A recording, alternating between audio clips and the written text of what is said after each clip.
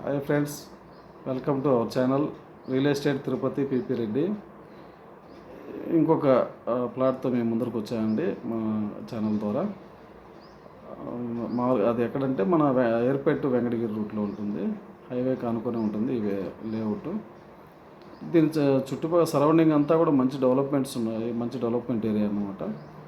దీంట్లో కూడా ఈ వెంచర్ లోపల కూడా సీసీ రోడ్లు, under drainage, water drainage, compound వాళ్ళు, పార్కు అన్నీ ఫుల్లీ డెవలప్మెంట్ అయినటువంటి లేఅవుట్ ఇది.